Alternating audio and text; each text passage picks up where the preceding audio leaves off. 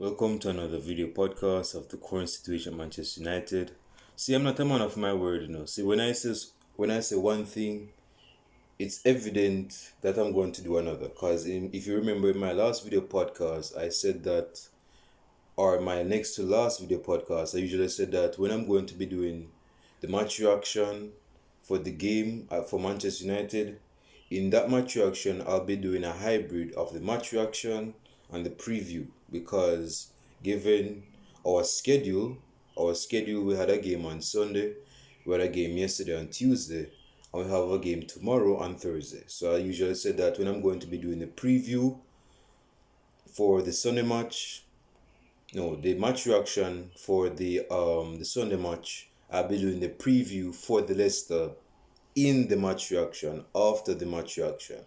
So yeah, so that would be the hybrid I was expecting to do at first, but our brother didn't follow through on his word, and he's going to be doing a separate video for this year. So this is going to be the preview for the Liverpool, not the Liverpool game because they're not playing at Anfield, but the Manchester United game against Liverpool because Liverpool is coming to Old Trafford. So, but first of all, I want to get into some what is the latest update, some housekeeping notes in regard to Manchester United. The first, I was listening to Jurgen Klopp's. See, I'm a person that loves to eavesdrop in person's camps. I want to find out what their troops are about. So, yeah. I was eavesdropping on the press conference done by Liverpool's manager Jurgen Klopp, and despite our rivalry, despite them being our adversary, them being one of those sides that we have heated exchange with on the pitch. When I was listening to Jurgen Klopp's press conference, the reason why I listened to it is because he made certain comments that was complimentary to Manchester United. First, he mentioned that, and I have it right here. It says that Manchester United star is one of the best of this generation in his generation, and he was basically talking about Mason Green because he was saying, Mason Green was a young youth. He's scoring goals. He's taking souls. He's bursting persons' shoelace on the floor, and he's scoring. He's a very good player. He's one of English's best, brought through talents in this generation. And if he continues like this, he's going to be a generational player. So that was one of his complimentary comments on the play of Mason. Now, he said, based on Ole, because Ole had a few, Ole was not happy with the schedule that he was given this week. Because again, we played on Sunday, which was against Aston Villa. We played against Leicester City yesterday, which we lost. And we're going to play against Liverpool at Old Trafford tomorrow. So Ole Gunnar Solskjaer was not a happy bunny given that busy schedule because his players, he knows that his players cannot play for 90 minutes. And here's the thing. Yesterday, for the starting 11, against Leicester City, Liverpool fans got in their panties. They got in their panties, they got in their feelings, they got in their emotions. Because they were entertaining the commotion of United starting a stronger 11. But they when they started 11, they were saying, why is this Manchester club, United club, putting their best players on the bench? Why are they putting the best players on periphery? Why are they starting their fringe players, their bench players, their squad players in the starting 11? Why are they resting their best players for us? Play your best players today, bro. You want to cement second place, right? See, that's the reason why you lost yesterday. Because if you played your best players yesterday, then you would have gotten away with 3 points. But the point is that you left your best players on the bench, and now you didn't get 3 points. You lost the game against Leicester City at Old Trafford. So yeah, so Liverpool fans were, arguing and complaining about why is United playing their younger players, and so they weren't happy with our starting 11 yesterday. So they know what is up tomorrow.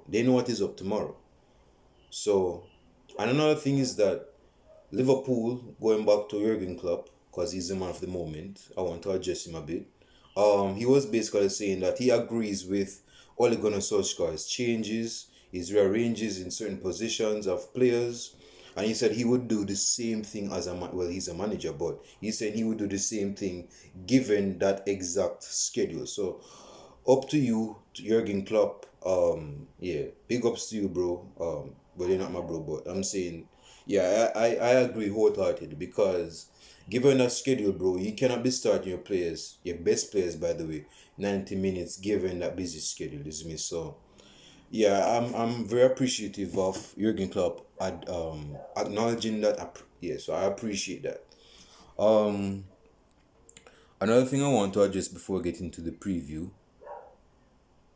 Oh, it says here that I think Antonio Valencia has announced, the former right winger slash right back for Manchester United, Antonio Valencia, has commented and stated that he has retired from football. I don't know how I didn't know that. I don't think most Manchester United fans know that Antonio Valencia has retired from, because ooh, it's funny because Antonio Valencia is not one of those players that is very elegant on the ball, and he's not well known in the realm of football. So when one person say, "Oh, Antonio Valencia has retired from football," they have people go say, "Who? Antonio Valencia? Who is that?"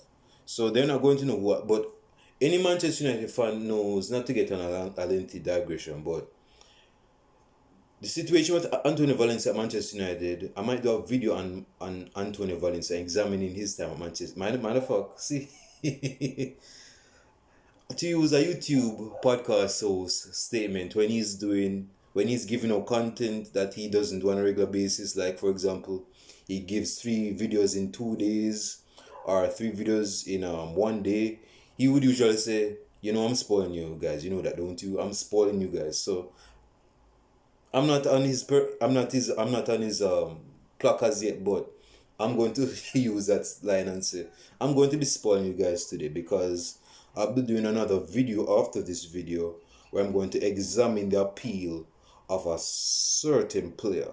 So yeah, I'll be leaving the link in the right hand section or the left hand section. So check out that video podcast examining an ex Manchester United player, Manchester United, and he's a quite exciting player. So I'll be doing him after this video podcast. Now, Valencia is not one of those players that is very exciting on the ball. He's an old-fashioned right winger, an unorthodox right winger. So yeah, I'm very happy that he has retired from not Manchester United, but retired from football. Um, it says here. Okay, because I don't want this video to be based on Manchester United latest transfer news. That is not the main MO of this video podcast. The main MO of this video podcast is again the preview for the Liverpool match. And Jurgen Klopp is going to go all guns blazing tomorrow. He knows that he's going to play his best players tomorrow because Jurgen Klopp is trying to get not Champions League football. He's trying to get Champions League football. He's trying to get Europe football. He's trying to. Someone is calling me. Oh, my sister is calling me. Nah, man, you have to go wait on this one. But yeah, basically, he wants to get Europe. He wants to play in Europe, so he's not going to. He wants to take the chance of winning his last 3 to 4 games in the Premier League. He wants to cement his place in the top 4. It's funny because this is a tussling match against Leicester City, Liverpool, Chelsea.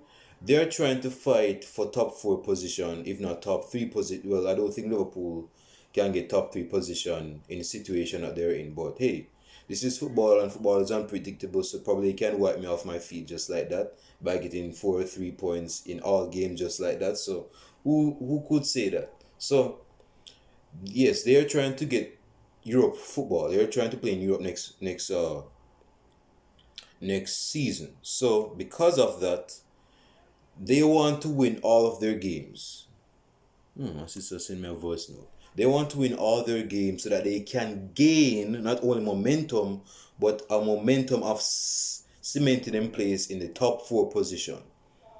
This is me. So Jurgen Klopp is not going to ease, he's not going to take it easy on Manchester United tomorrow. So yeah, that is the deal with Liverpool. Now let us bring it back to Manchester United, because it's a Manchester United channel and I'm a Manchester United fan, and it's best if we, go forward with Manchester United. So Ole Gunnar Solskjaer, of course, didn't start Bruno Fernandes yesterday. So with me saying that, I think you know where I'm going with this. But before I get into that, what is Manchester United's approach to the Liverpool game tomorrow?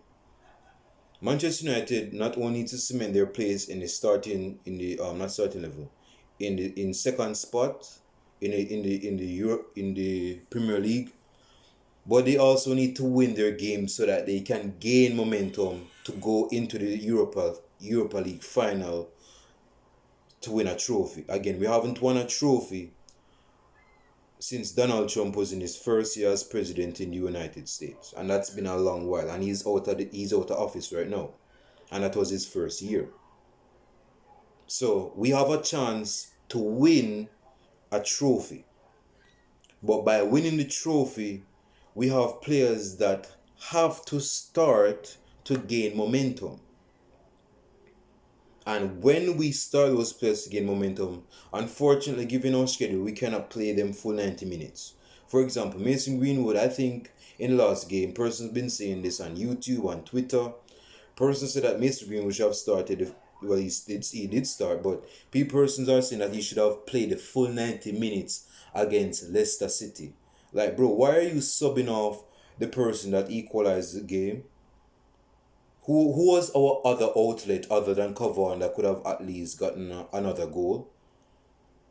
So it would be best you should have stick with not Ole Gunnar Solskjaer, but Greenwood in the game, because I don't think Greenwood is starting tomorrow. But I'm gonna get into that in a second. So our approach to Liverpool game after my brief ramble is to be very professional, very tactful,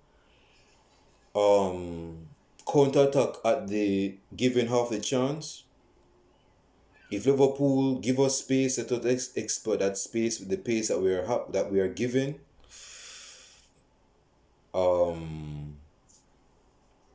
Yeah, so given those three things, this is my starting level for tomorrow's game. Dean Henderson in goal, Aaron Wan-Bissaka. I don't want to sit on CB near the starting level. My man was wearing an Apple Watch. Like, bro, are you trying to count your overall steps in a day or something? So yeah, Victor Lindelof with Eric Bailly as the centre back pair. No, Eric Bailly has not been the same Bailly before he got COVID-19, or when he had injuries or something, or whatever the situation was. It's going to take him a while to get in form, but in order to get in form, he has to start perform. So I would start him with Victor Lindelof. Yeah, so they're going to be very complimentary. They're going to be an Oreo cookie that is filled with compliments.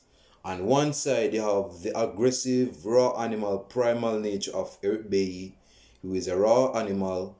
On the flip side, you have a wimpy, passive, not aggressive defender, but he can play the ball he can play the ball overseas. He can his ball playing abilities can go over trees. His name is Victor Lindelof. So when you have that two centre back pairing, they are basically complementing each other's weakness. Eric Bailly he's not very timid, he's very aggressive in terms of his tackling style. On the flip side, Victor Lindelof is the polar opposite, not because of his complexion, but because of his style of play in his defensive display. So he's a different baller to Eric Bailly, but that's going to make them complementary. That's why we have had That's why we have had different problems in the defense, because we don't know when Harry Maguire is starting or Victor Lindelof is playing. We don't know who is the aggressor. We don't know who is the person that's going to lay back and time his tackles well and play the ball over the top or play the ball forward. We don't know who is who when Harry Maguire or Victor Lindelof is starting, because both of them have the same, somewhat of the same nature. So when you play a player, not to get along the aggression, but when you play a player like Eric Bailly, Victor Lindelof, you're going to have a very complementary centre back pairing. Now, as left back, of course, is our most improved player this season. That is Luke Shaw at left back. In midfield, Matic is not going to start.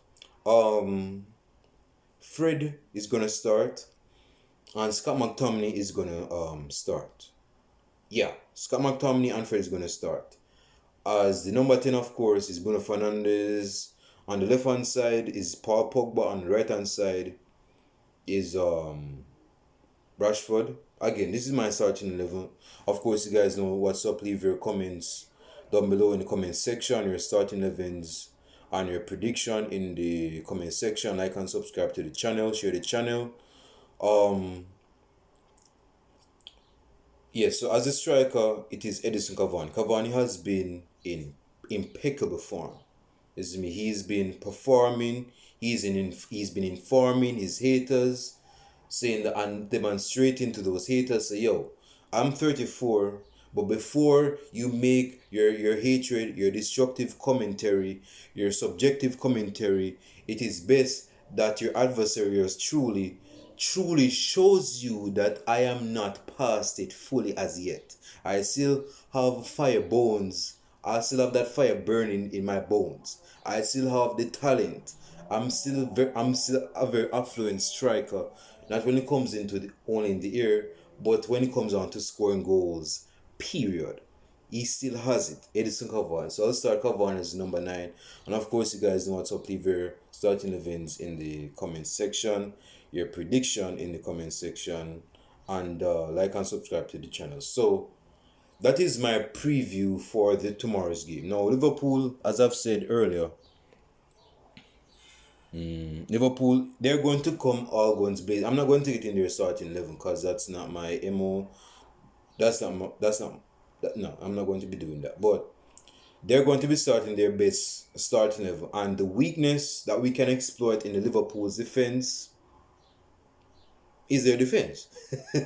Because speaking of their defense, they have probably had the worst title defense since our title defense in 2014.